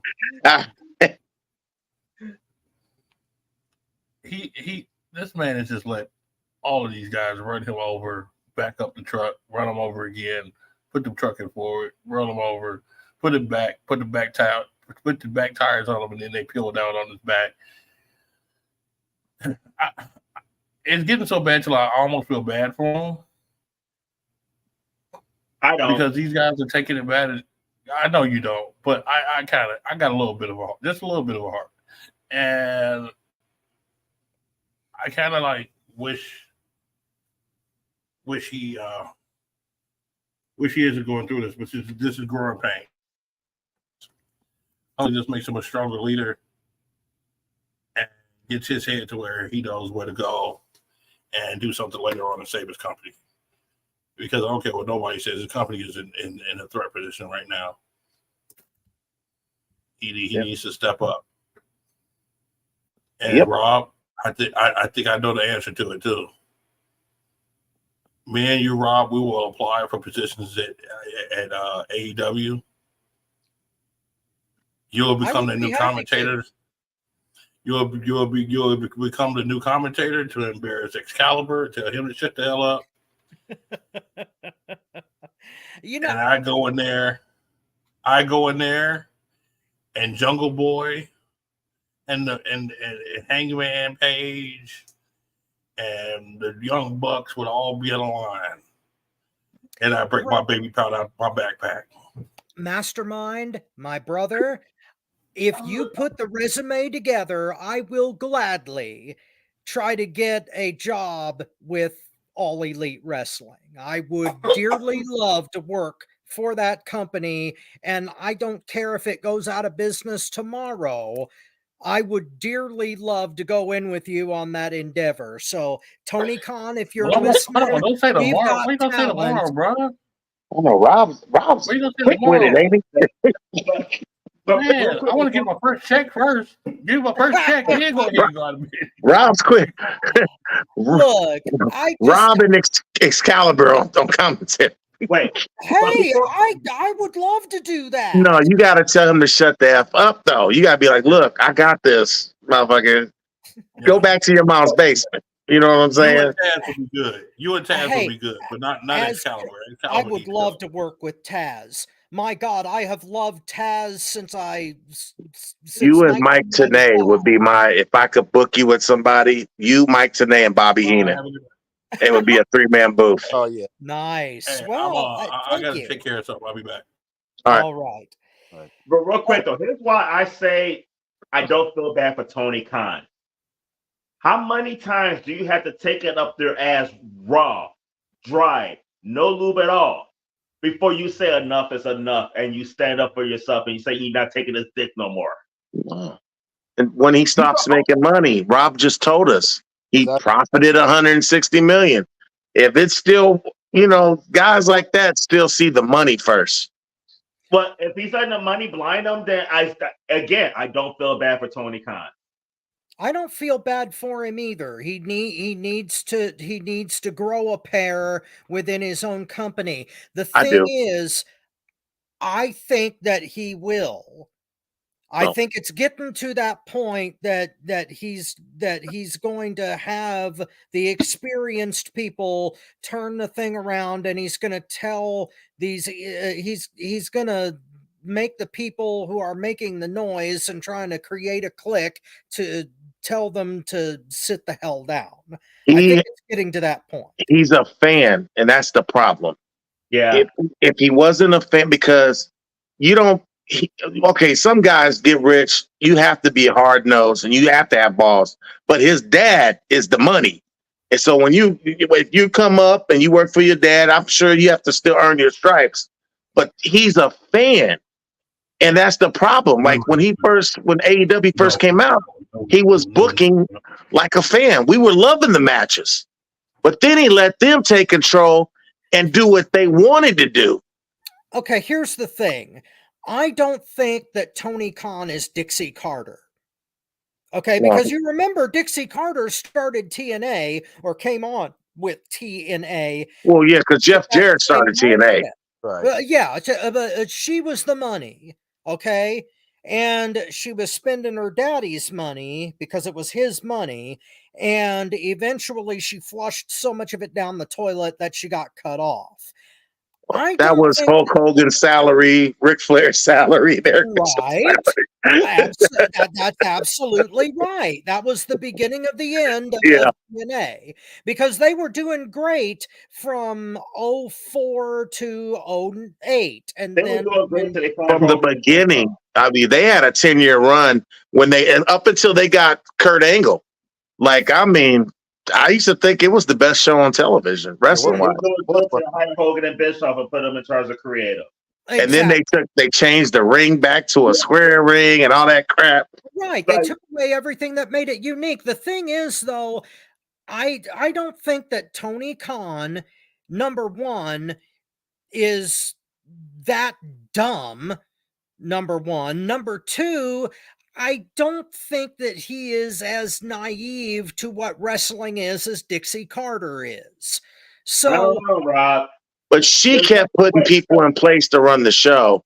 He, like what was his name that left? The British guy that we all like, Steven Regal. Regal. Yeah, that was a good acquisition. You let him go. You do got, because we know wrestlers book and wrestle. You got Bryan Danielson on your roster, and you got Edge and Christian. I'm telling you, I'd be like, y'all three get together, help me figure this shit out. That's what I would do. Well, you guys think he won't. You say you don't think that he's that dumb. What evidence do we have? Because that shows that he is. Because of the things that they're doing right. They've still got the coalition going. They're still putting on good matches. They've still got up and comers. They've still got ROH, which can be built up. AEW their has a lot roster of look like advantages. indie wrestlers. I love indie wrestlers, and so I the do fans too, of but not. AEW. Do you think the dude, the Hagen Smosh dude that does the magic and makes it, what's that dude's name from New Orleans? Could he work on WWE? Danhausen. Could Danhausen come out? Could Orange Cassidy work on WWE? Are you Yes. kidding me? If Yes. No, he couldn't. Absolutely not. They wouldn't give him a chance. Absolutely That's what not. AEW is. They wouldn't give him a chance because that's what AEW does. WWE is a soulless corporation that crushes creativity like a bug. That's not true. Bray Wyatt. Come on now. That's a perfect example of somebody being creative. They screwed him up, remember? I don't remember that they screwed him up.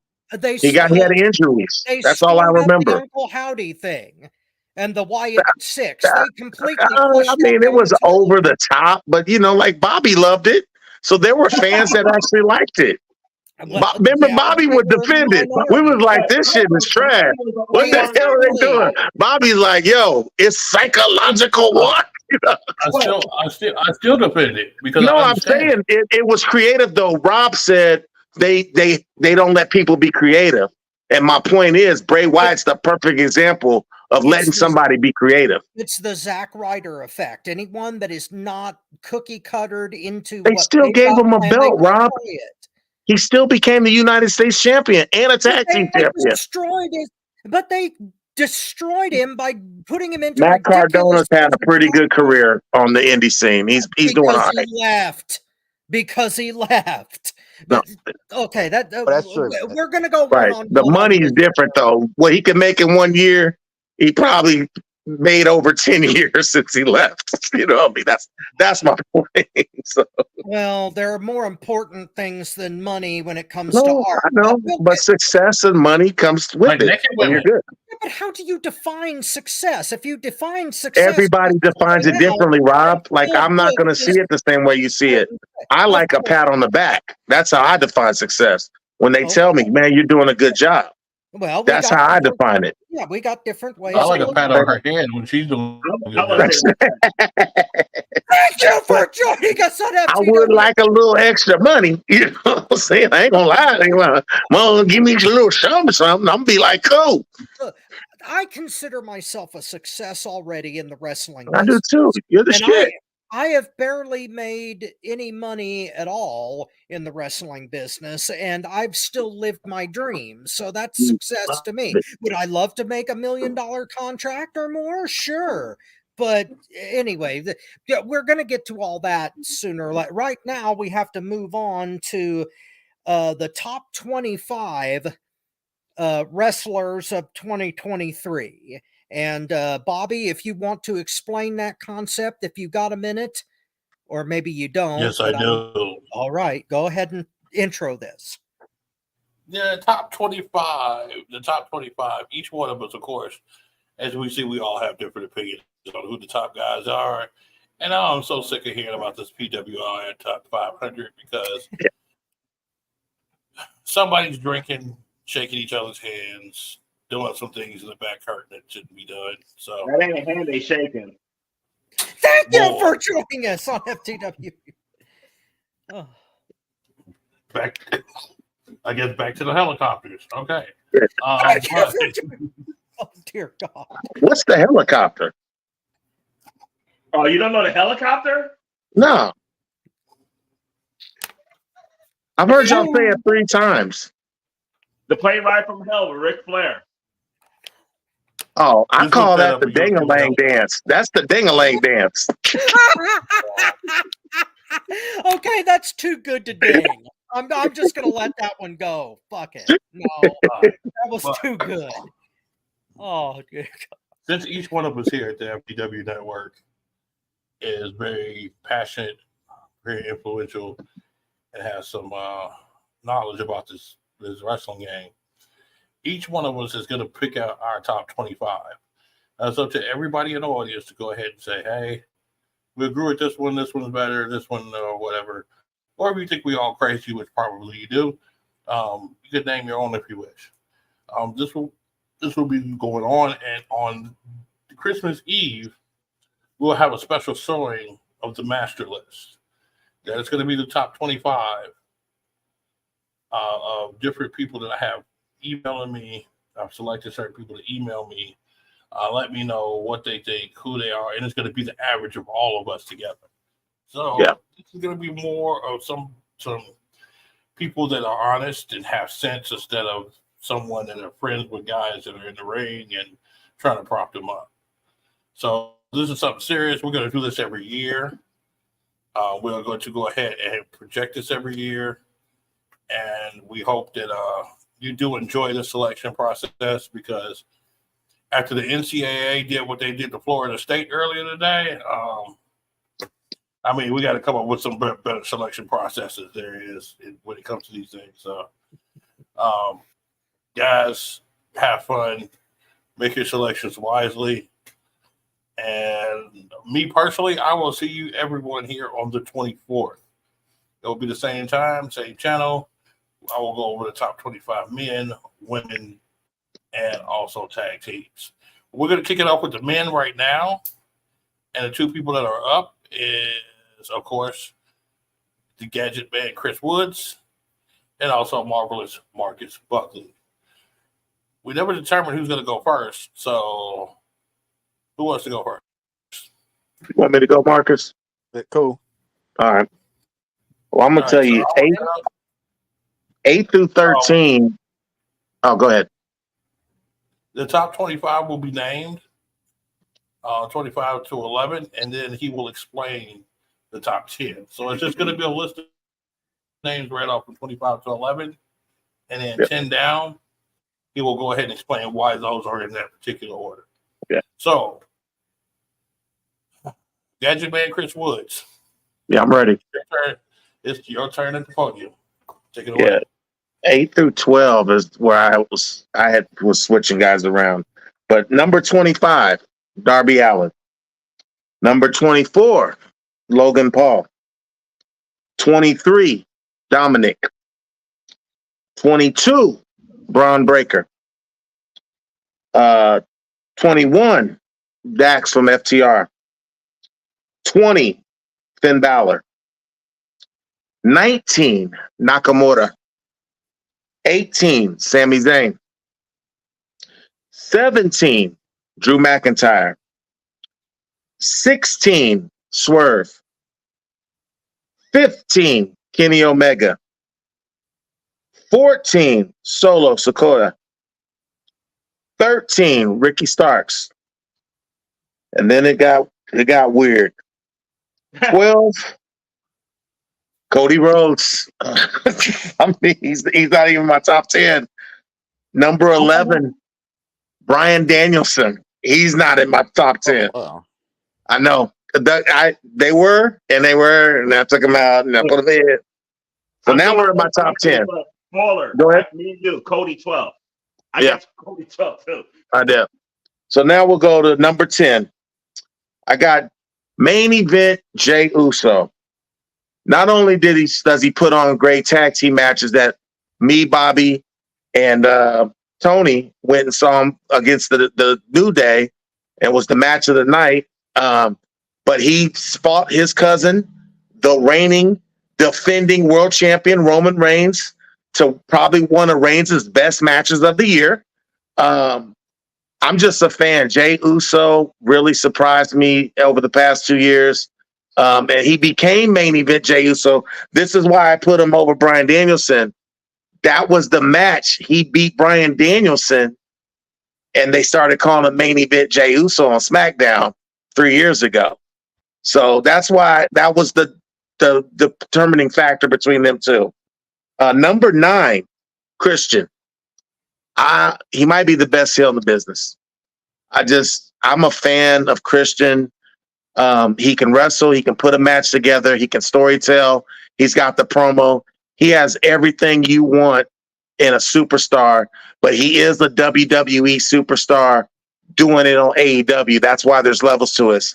They can't compete with him because he's been doing it at the highest stage, and he did it on Impact. Christian hasn't changed over wherever he's wrestled. He's been the same way. Christian, kill switch, and I'm digging it. Number 8, I got Gunther. Gunther could have been higher on my list. They're not pushing him.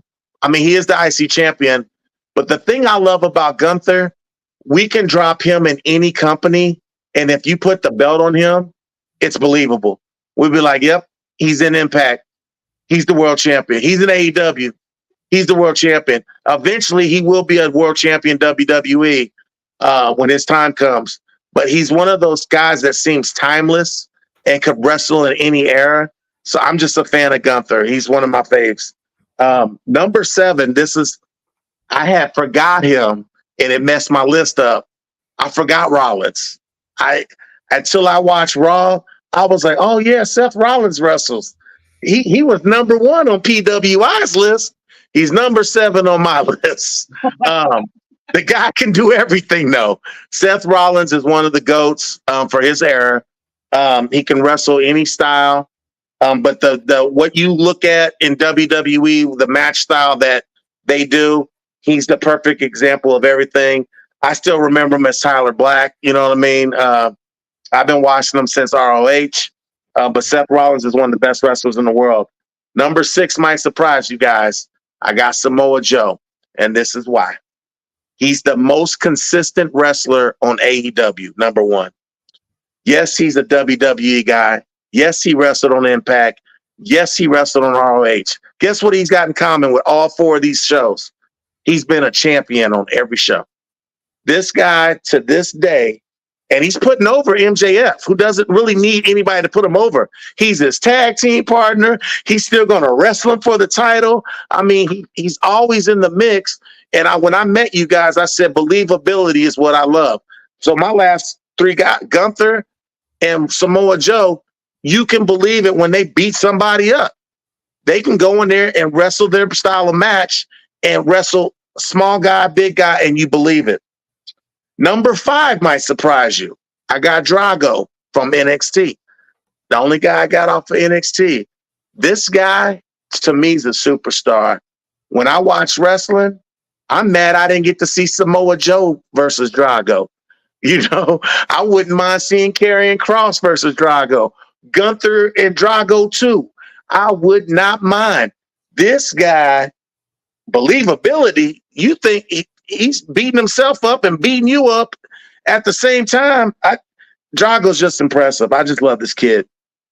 Number 4, LA Knight.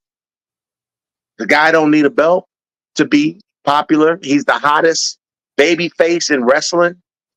I loved him when he was Eli Drake in Impact. I love him as LA Knight. I'm glad they're letting him shine. But this is one of those guys, when I see him and close my eyes, I think of Stone Cold Steve Austin. I think of those old promos where it's a guy that just don't give a F. And then he's going to beat the shit out of you, too. He's going to back up what he says. So I'm an LA Knight fan. I'm mad that they're trying to make him change his image because they said the word on the street is Triple H thinks he's copying other people's styles. But in today's wrestling, it's just like music. If you've seen something and it works and you change it a little bit and remix it, I think that's okay. So I love LA Knight style. Number 3 is going to be the biggest surprise. He ain't number 1 on my list, and he probably should have been. I got Roman Reigns at number 3. I got him at number 3 because he's the longest reigning champion in our era, and he deserves it. He's fought everybody on this list that I mentioned, from the Bryan Danielsons to LA Knight to Jey Uso to Cody Rhodes. He's fought everybody and beat them. I mean, the only guy he hasn't fought is Gunther, and that's coming. And he beat Samoa Joe at one point in time when Samoa Joe was in WWE. But Roman Reigns is a real world champion. If you build a company around a champion, you can build your company around Roman Reigns. Number 2 is going to surprise y'all.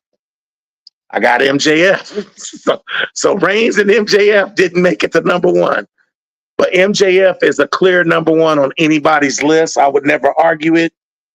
He showed me in that match against Jay White, I was so impressed that this guy, and I was mad, like, don't put your body on the line. You're a champion. You don't have to do that.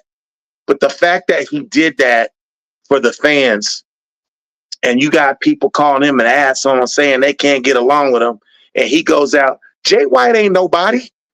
Jay White ain't shit. He ain't Bryan Danielson or Moxley or CM Punk. He did that against a Jay White.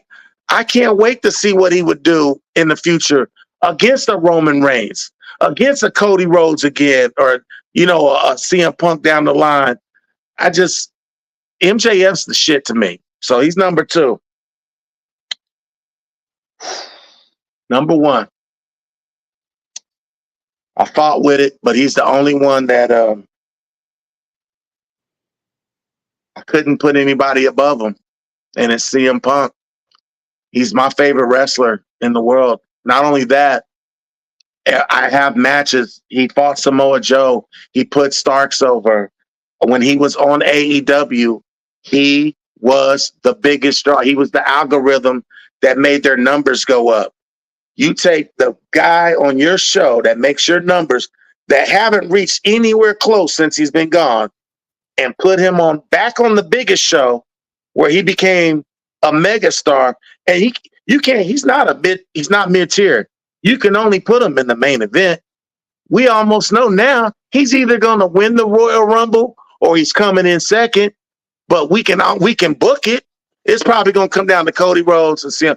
That magnitude, the magic, and the fact that we all said he would never come back again. And here he is back again, and he's the biggest draw. Has nobody in the last week or two. I forgot Roman Reigns even existed because I haven't seen him on the show in a while. He's the biggest thing in wrestling, and I'm glad he's where he belongs, and he's number 1 in my book.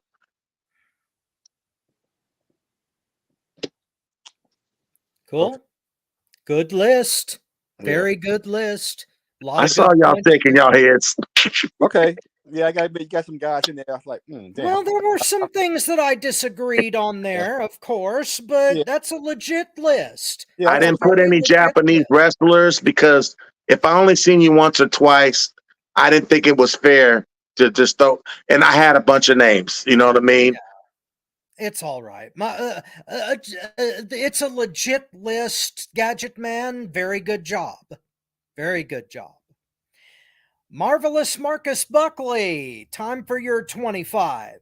Okay, my 25. Number 25, Chris Jericho. No, I'm sorry, no, Kenny Omega. Number 24, Chris Jericho. Number 23, Takahashi. Number 20. Wait a minute, 20. Okay, yeah, 22, Takahashi. Number 21, Josh Alexander. Mm. Number 20, Hammerstone and MLW. Number 19, Wesley. Number 18 is Zack Sabre Jr. Mm. Number 17, Swerve. Number 16, John Moxley. Number 15, Orange Cassidy. And I struggle putting them that high. Okay. Number 14, Alex Shelley. Number 13, Austin Theory. Number 12, Cody. Number 11, Samoa Joe. Okay, top 10.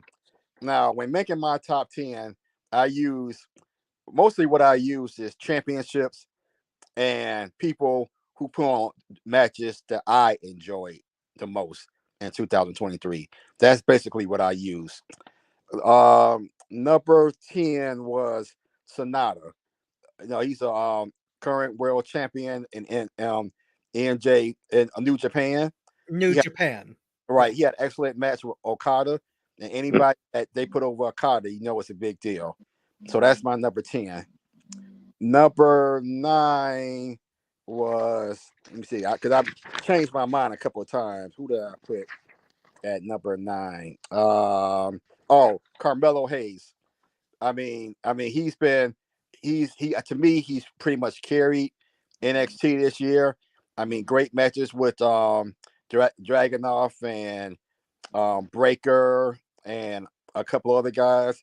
I mean, he's great. He had a great match with Finn Balor on main roster. I mean, he's ready for the big league right now. Yeah, he is. Right. Number 8 is Claudio. He was Ring of Honor champion for most of the year. He's one of my favorite wrestlers. I mean, I don't think I've seen him have much of a bad match. As long as they keep on out of them garbage matches with BBC. I mean, Claudio by itself is like arguably one of the top 5 wrestlers in the world right now. So that's number 8. I forgot about him, Marcus. Thanks for reminding me. Number 7 is Okada. You know, again, Okada to me is another guy I could easily put in my top 5. Great matches with Ospreay and Sonata this year, and he was New Japan champion for most of the year. And he's a guy I wish he would learn English because he could be even a bigger star. Number 6 is Roman Reigns, and I struggle putting Roman this low. But to me, I got to take off for inactivity. I mean, in my opinion, he's the biggest star in wrestling, period, right now. I mean, his in-ring is good. I love his promos, the facial expressions, and everything about him expresses superstar. I mean, he gets it. I mean, he totally gets it. I mean, I just wish he would have wrestled more this year, and he might have repeated as number 1 for me. Number 5 was Seth. Even though I hate his gimmick right now, I mean, I can't deny his matches are great. He had a couple of great matches with AJ and the recent one with Drew McIntyre. I mean, the guy is really good. I forgot about AJ. Yeah, everybody. I mean, it pisses me off that everybody is still in his curb stomp right now. I love that move, and they water it down. But Seth was my number 5. Number 4 was Gunther. Now, to me, Gunther wrestles perfectly for his size. I mean, he's the best seller in wrestling to me right now. Period. I know you guys said earlier that if he was going to build a wrestler from from the ground up, you would pick Randy Orton. I think that's a great pick, but I would also have to consider Gunther as well. Especially for a heel. Right. I I mean, know. Yeah, absolutely. I mean, he just looks like a guy that intimidating, that would beat the shit out of you. So Gunther was my number 4. Number 3 for me is Will Ospreay. Will Ospreay has had great matches this year with Danielson, with Okada, with Omega, with Jericho. I mean, when he comes to AEW, I think again, if Tony Khan gets out his own way, there's no reason he shouldn't be the headline in Wembley Stadium With against MJF. or MJF if he's still there or whoever. I mean, this guy, I can see why Hunter wanted him so bad. I mean, he's a superstar in the making. Now I was really had to go back and forth between 1 and 2. So number 2 for me is MJF, and the reason why he's number 2 is I had to take off for these stupid ass gimmick stories that he's doing with Adam Cole. they're driving me nuts. I mean, he to me, him and Ric Flair should never have been baby faces. They aren't good baby faces to me. They are natural heels. They should always be heels as far as I'm concerned. But his matches speak for themselves. His heel promos speak for themselves. MJF would have been number 1 again, except for, as I said, my criteria for me that I use is who put on the best matches that I enjoyed this year. And for me, the guy that put on the best matches this year that I could get a DVD and just watch over and over and over again, and my number 1 is Bryan Danielson. To me, right now, he's the best wrestler in the world. When you look at the matches he had this year with Omega, with Okada, MJF. with Starks, with MJF. I mean, I can go on and on and on. I mean, that 60-minute match he had with MJF might be the best match of the year for me. I haven't decided yet, but that's my vote right now. I mean, the guy can just do it all. I mean, he can wrestle any style. I mean, to me, I haven't seen one guy have this many good matches in a single year as Bryan Danielson. So even though he didn't hold a world title, any kind of title this year that I could think of, to me, he had the best matches this year. And that's my number 1, Bryan Danielson. Would you imagine him against Drago? That's like a dream match of mine. Absolutely. Drago and Bryan Danielson. Yeah. I wanted to say something about your list before Rob comments. You reminded me of people that I was trying to think of, and you were on point with Okada. He should have been in my top 10. Josh Alexander is the best wrestler on Impact, period. He needs to go to a bigger show. Will Ospreay. I'm going, man, I missed the boat. Marcus was on point. Yeah, there was a couple of guys. AJ Styles didn't wrestle enough, Right. And I forgot about Punk, but yeah, I was like, I should have had him somewhere on there. Yeah, a couple of guys too. I was like, oh yeah, damn, I forgot. Yeah. Your list was nice, man. Appreciate it. Yes, it was. Damn good list. Lovely. No, all the way. no Hangman Page on either list. Hell no. That's legitimate. It's He's you guys' good though. list. He actually is pretty good. No, it's you guys' list. You can include or exclude whoever you want. It's a personal thing. And when we get to my list, some of my placements are probably going to boggle your mind. I'm sure Tony's will too. But great job, guys. Just Thank you, very Rob. legitimate stuff. Rob, Yeah. I did see part of your list, and you had the Young Bucks 1 and 2 on your list. Wow. Thank you for joining us. No, don't count that one. Don't count that, Tony. Don't count that one. Don't You had count Mask number 1. It should have been. Yeah, I don't know. It should have counted. Chris. No, you made a mistake. No, Young Bucks was 2 and 3. Brock Lesnar was 1. I quit. Bye. We're sorry, Rob. Dear God. Oh, I would. Rob fight- put the All Elite in number 1, 2, and 3. All Elite. I would. Hold on, no, he didn't. No, he didn't. Because I know aluminum foil before I put Rob's list had one more on there that nobody discovered. What Jack? Who? It was that dude. It was the dude that did the WrestleMania match with the Jack Ham? What's his name? Who?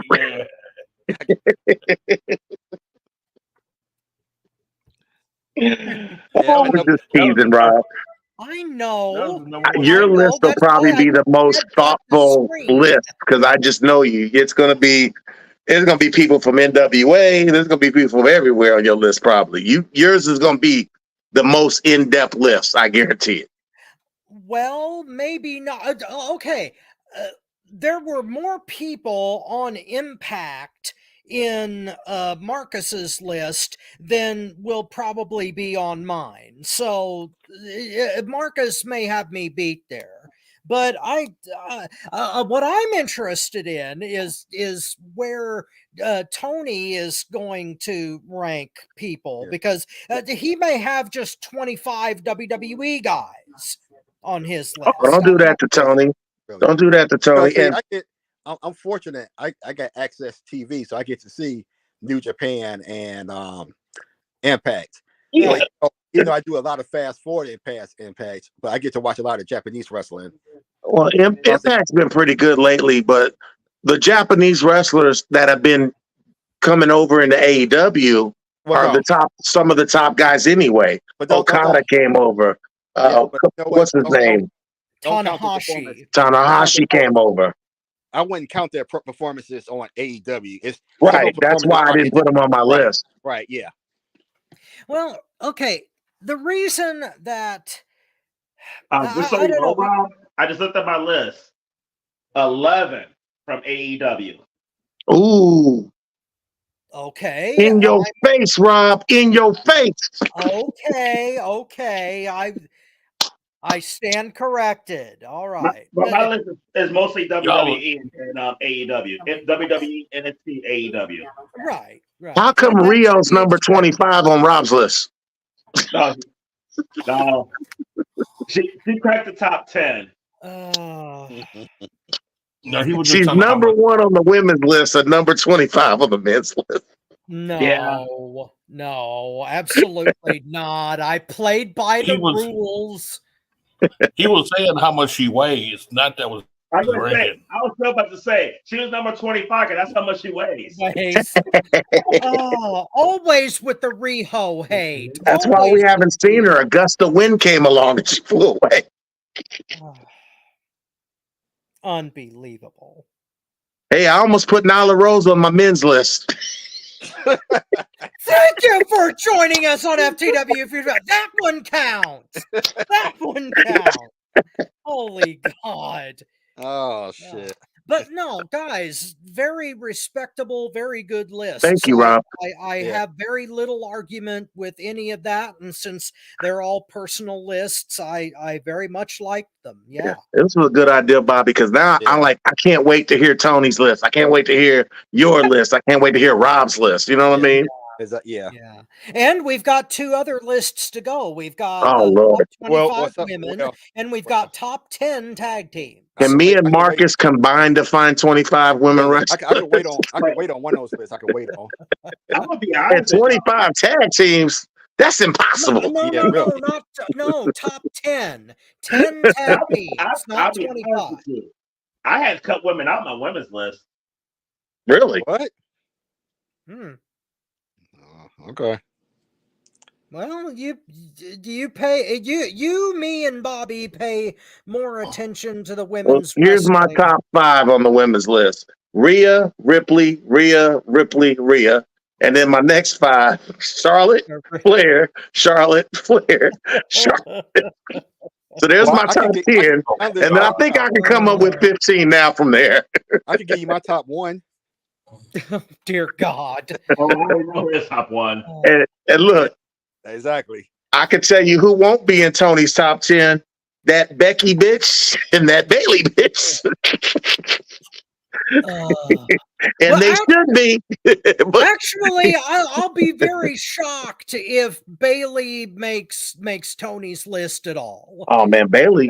Yeah. Becky maybe, but not Bailey. Bailey almost did. I'm gonna have a Joshi list. I'm just gonna put all the Joshis just for Rob. Me and him will go. Thank We'll you. talk, put us on the same show. Well, Wow. see, yeah, but we'll get there. We'll get there. So we're not gonna share what Marcus' number one woman is though, but your boo cracked my top 10, Marcus. What happened to my boo? Is she pregnant or something? I ain't seen her on TV, but she's all over the internet. Eric, where's my boo at? You hit under the table. Wait, your boo cracked my top 20, Chris. Thank you for joining us on FTW. Y'all know she's number 2 on my list. I couldn't put her above Rhea, but she's Yes, she number is 2 crap. on my list. I'm telling you off the back. Number 2, Yes, Liv Morgan. I agree. She's crap. Yeah, She is crap. So she's number 2. That's fucked up, man. Don't talk about my baby. I don't talk about Piper Nevin. Leave that woman alone. Bobby, actually, she is number 2, actually. Oh. I agree. Trinity can't even smell my top 25, and I don't even know 25 with the wrestlers. Oh, you got yeah, okay. Number 26. All right. Unbelievable. If we did number 26, Well, that see- would be daily. See, Actually, I'm gonna be honest. Trinity can be number 69 with me. Oh, thank you for joining us on FTW Future Focus. I knew he was going to say that too. The numbers edition. Marcus. See, Marcus. No, you should make a number 77. 215. You get 8 more. Yeah. What's that? What's that? You should make a number 77. You get 8 more. Hey, okay, there you go. You nasty. What kind of jokes do you find, Tony? Where you be finding your jokes at? From my basement. Thank you for joining us on FTW Future Focus. I might as well pile on too. We only got a few minutes left. Well, I thought y'all was going to ask about our list and like put in, without telling your list. I thought y'all might say, ask us about our list and shit. Well, we did a little bit, but it's not. I mean, I don't want to be overly critical about people's. No, be critical. It's a debate show. This is a debate wrestling show. Yeah, I'm game. I mean, I didn't find anything objectionable about your list. There are people that I would have put in much different So places. CM Punk's number 1 on your list too? Hell no. Okay, that's what I wanted you to say something about him today. I've already said enough about Mr. Phil Brooks today to voice my displeasure with him at the moment. But putting him on number 1 on your top 25 list is a legitimate choice. I'm not going to argue that. It's just, he's just not number 1 on mine. Yeah. And strangely enough, on my women's list, my boo, Hikaru Shida, is not number 1. Your boo is Carl Shida. Okay. Yeah, I've said that before. Because I thought it was the one that dressed like Freddie Mercury. I thought you said that was your boo. No. What was her Emi name? Sakura is more like Bobby's. Oh. Emmy is Bobby's girl. Emmy is Bobby's girl. Well, we didn't last till 6:30. The show went by quick. To be honest with you. Well, that's because we were all about business. Yeah, today. that's cool. I'm good. Go ahead and wrap it up. All right. Well, thank you for being with us today on FTW Future Focus. We got a lot done today, and there's going to be a whole lot more.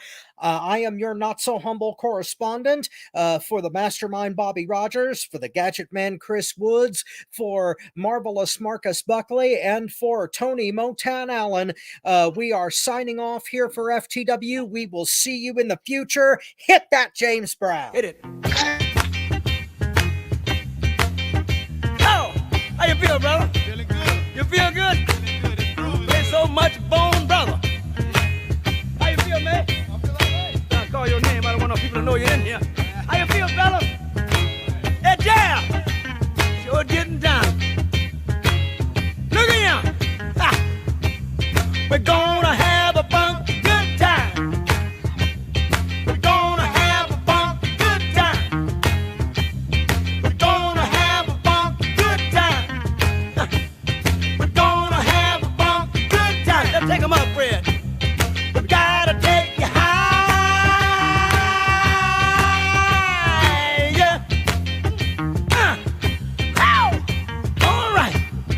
again. You want to do it again? Huh?